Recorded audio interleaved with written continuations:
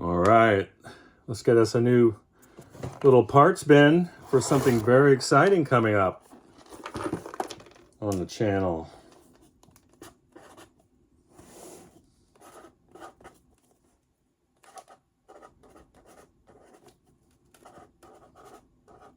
You will not be able to read my penmanship, but maybe you can.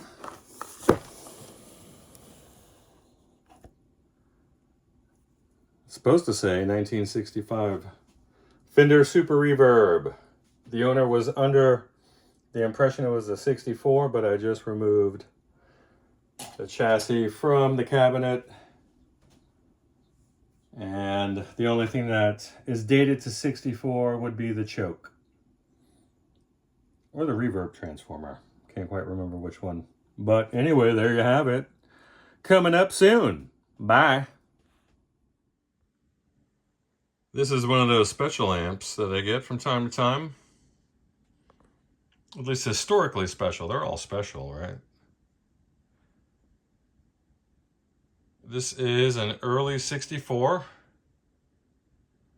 Super Reverb. Now, she's in for some special treatment, and that's what she's gonna get. Oh yeah. This little guy's back. Oh, Agilent, how I've missed thee. You are relegated to amplifier duty. You're no longer going to be sniffing around scopes because of the negligence of your owner. We all make mistakes. But anyway, we're going to dig into this guy this week and see who's had their greasy mitts in there in times past. And just looking at the front panel, usually the knobs are a little melty and dented. You'll have these, this is typical, these small dents here along the lower fascia. These amps can be top heavy, especially if you throw casters on them. And they typically, they'll face plant with a little bit of persuasion from the rear or a little bit of careless handling on stage. But I'm just seeing some general wear and tear. I mean, have these knobs seen better days? Sure. Sure they have. But nothing untoward. We have a little bit of some tobacco staining here. And some other things that we can address. Some stains in the grill cloth. We want to obviously approach the owner and find out how deep we want to go in this restoration. I could remove the majority of that without disrupting the patina and keep things pretty even looking, much more even than they are now, and maybe get a little bit of sparkle back into this grill cloth. But who knows? It's all up for debate. And I'll swing her back around so you guys can have a peek. Now, nothing new and exciting here to behold.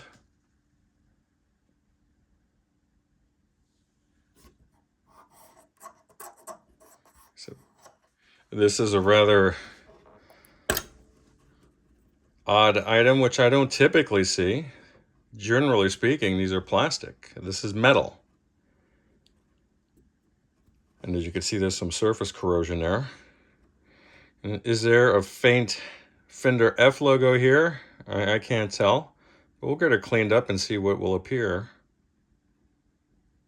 It kind of looks like there might be some writing along the perimeter. But we'll see what we could find out. And this is a clue about what I'm about to show you next. Let's make sure we got a proper fuse. Well, we have an original fuse. Look at this guy. Is this corroded? Let's take a peek. Interesting. I wonder if there was any resistance there. We'll have to check that out. Very interesting. I love stuff like this. This is interesting work. And I love all amp work. Some of it's frustrating, but some of it combines a challenge with a historical aspect that I just find appealing. We're just 15 minutes away from the original Fender factory in Fullerton. And we want to find out if there are any, I'm going to leave this out actually, because I need to know. We're going to find out if there are any chassis stamps made by a tech who possibly serviced this. Was this local its whole life? Who knows? Looks like there could have been something. I have some friends over at Fender that can sometimes look things up and give me a little bit of a historical context, but look at this. We're going to pull some speaker codes off this boy and see what these are. Here we go. We got something on a cone here. SP010639. Is there anything on the basket? Who knows? But maybe that's all she's going to give us today, huh? Perhaps. It'd be interesting to see who made these Gibson speakers. But it looks like we have a #2 production run with no alpha date stamps. So that's going to make this interesting. Even more so. I am not able to... It looks like we have an original complement of GE tubes up there. Some short bottle 6L6s. Certainly the rectifier. Very interesting. Gotta love these old cabs too. We have...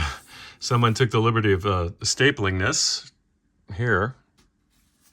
This end, not so much, but I'll go ahead and give it a proper gluing with some tight bond. If you guys know something better than that, let me know. But this is what I typically use, and this chassis has been out of the cab, it would appear. That's with this, for me, that's what this extraneous hole underneath this cord keeper would tell me, this little cord clamp, that someone's been inside of this cab. So it should be very interesting to see what kind of work was done, if any. All the original fasteners are in place, and I'm guessing we're going to have some rounded out screw heads. And we do. Someone's hit this with a chucked up #1 or 2 in their rotary tool of choice.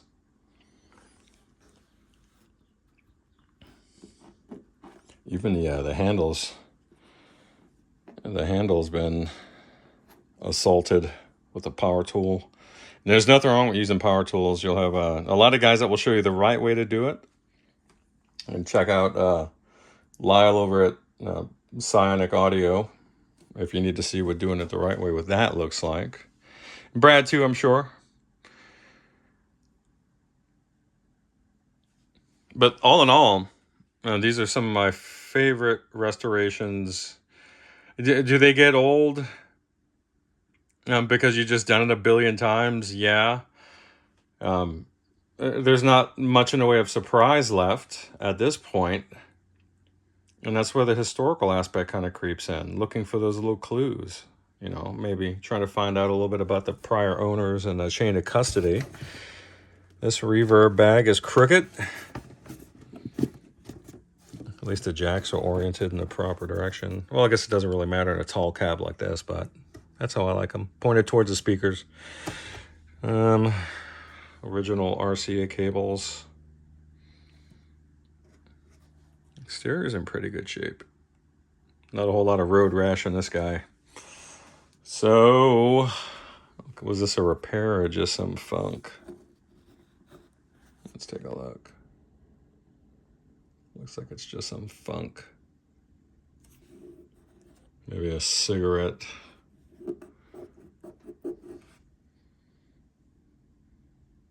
Actually, kind of smells like varnish.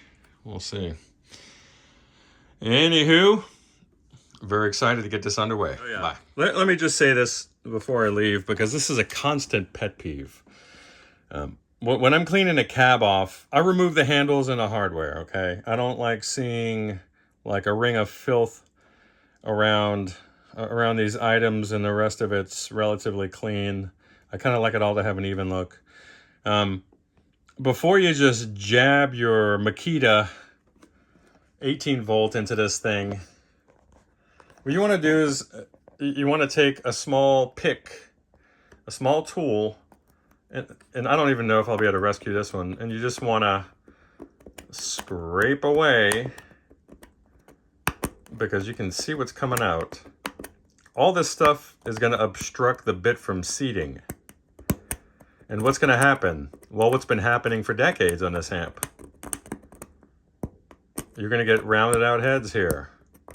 Then you're going to have to go in and rescue it with a bit, and that's not fun. And that's not cool. Let me show you a tip or two about tips. And let's get her lined up. Sorry, this is not a flattering shot of my shop space here. So when you're reinstalling these in particular, remember that there's a bit of hardware on the opposite end that has 4 tooths that are friction fit inside of the wood itself, which is allowing you to tighten this up. If you put downward pressure on this, and my God, especially if you have the chassis in, you can dislodge that, cause it to come out the bottom, and then you're basically putting a blender head inside of the chassis and rotating it, doing untold damage. Just let gravity do its thing, just hand tighten it, and then get a proper sized number 2, and just let the weight of the instrument, of the tool, let it do its thing. Once there's resistance,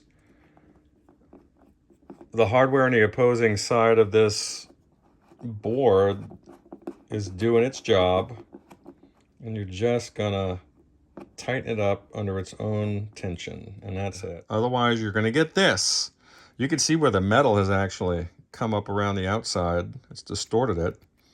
So since I'm gonna have to go in there now, I'm gonna spend the time to clean these out.